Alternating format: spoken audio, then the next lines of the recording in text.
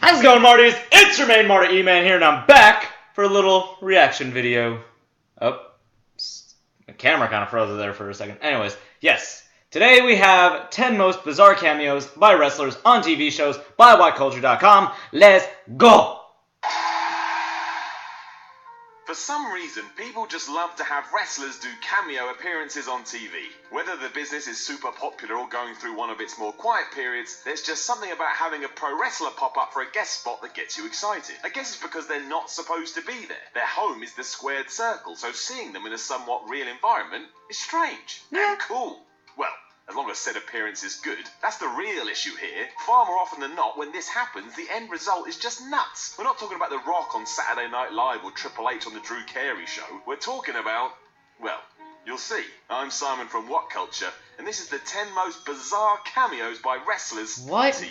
What show is that when he got his makeup done? On Charmed. Charmed, in case you don't know. Oh shit, I saw this a lot. Use their powers to fight evil. It was cheesy, made for teenagers, and was clearly influenced by Buffy the Vampire Slayer. Yeah, never reached the saw this a lot level with my it sister. Still did all right for itself, especially when it came to being ridiculous. That's why on one episode, Booker T and Scott Steiner turned up and pretended they were falling into the depths of hell that happened to be located underneath a wrestling ring. Because why wouldn't it be? It gets weirder from there because this is the catalyst for our witch heroes to start fighting demonic wrestlers to save their friend. Buff Bagwell even turns up at one point, and the three WCW stalwarts then spend most of their time suplexing ladies. It's top stuff, this. 9. Sting on Walker, Texas Ranger. Walker, Texas Ranger was a show where Chuck Norris cowboy kicked people for an hour.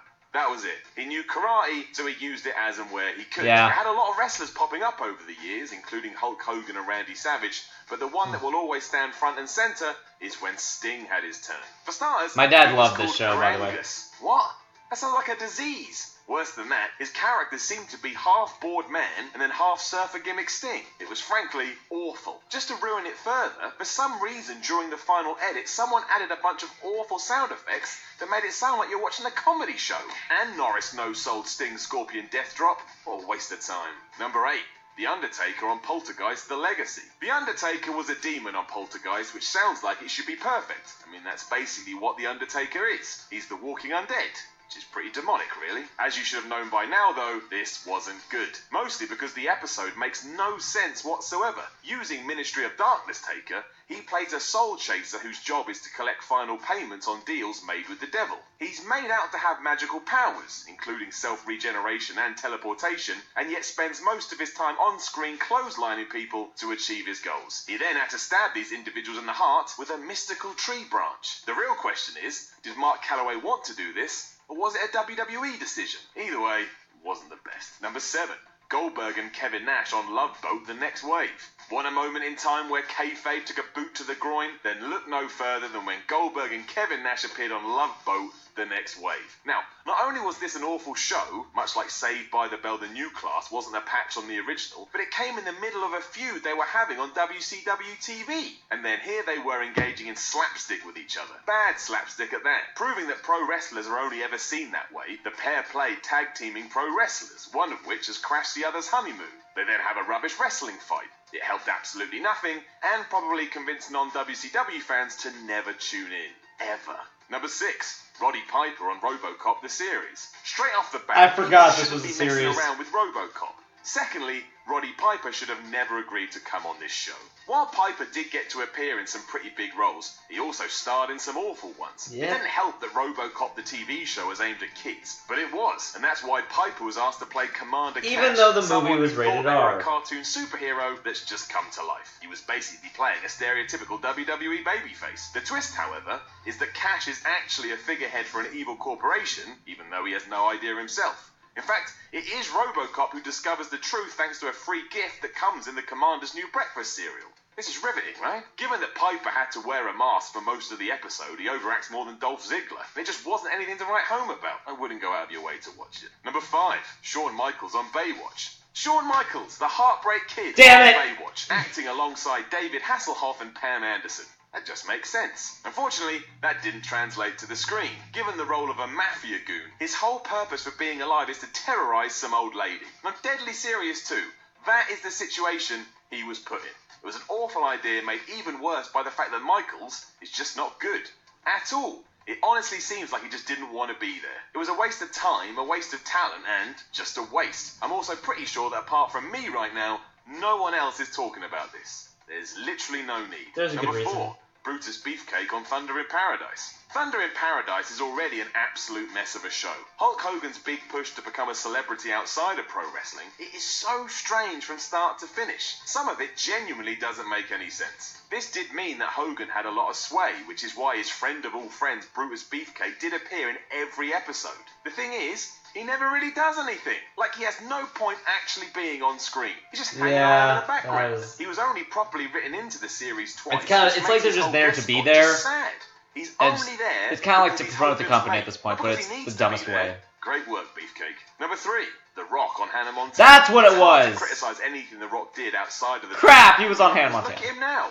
If that's the path he needed to take, then it was definitely the right path. He's the biggest movie star on the planet. But when he appeared on Hannah Montana alongside Miley Cyrus, well, it's just weird. The plot sees Hannah involved in a tabloid scandal that requires her to get a picture of The Rock. Furthermore, it's got to be embarrassing. And yes, Dwayne Johnson is playing the role as if he actually is the people's champ. The sole reason for this idea is so that the producers of the show can put makeup on The Rock and then have him move around like he's a drag queen. It's horribly awkward and a very bad idea.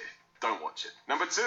It was kind of funny. WCW stars on Baywatch. It wasn't only Shawn Michaels who found his way onto Baywatch. A lot of WCW stars made the Vader? too. This resulted in Hulk Hogan and Randy Savage racing each other on jet skis. Pam Anderson and Yasmin Bleeth giving Hogan's moustache CPR. Ric Flair threatening to close down a youth centre, and Vader blowing up a basketball. It wasn't too bad because ultimately Baywatch was super cheesy and ridiculous. But the problems come where all this silliness was mixed in with a serious plot about skin cancer. And that's where things get uncomfortable, and that's where you're allowed to start questioning what the hell was going on. Number 1, Triple H on Pacific Blue. The best part about Triple H's appearance on Pacific Blue is that he's wearing a DX t-shirt.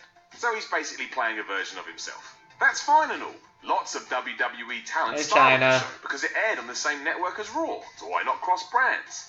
Well, the main reason is because it was awful to watch. Yes. While Triple H is fine beating up cops and cracking one-liners, in this episode, he's also playing an enforcer for a group of child pornographers. So here is Triple H, WWE superstar, beating up the good guys and defending some of the worst people on the planet while wearing his own merchandise. Do we need this? Like, seriously?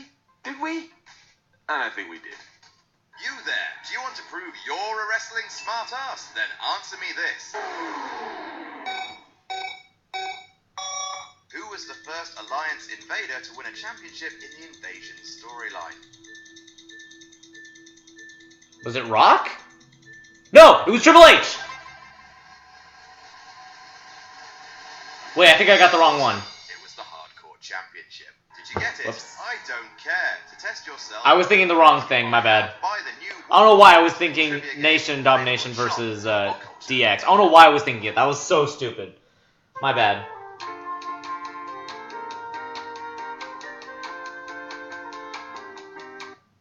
Yeah. I may watch that one. The 8x one. I don't know if you can see it. Well, obviously you can see it. It's right there. Anyways, yeah, this was awkward, and I wish I kind of didn't see it, but for some of those shows, I did see them. And that is, that's permanently marked into my cerebellum. Anyways, thank everyone for watching. If you liked it, please hit me with a thumbs up. Put in the comment section below any other videos you want me to react to. Link to this video without my face will be in the description below. Until next time, Martys, later. Woo!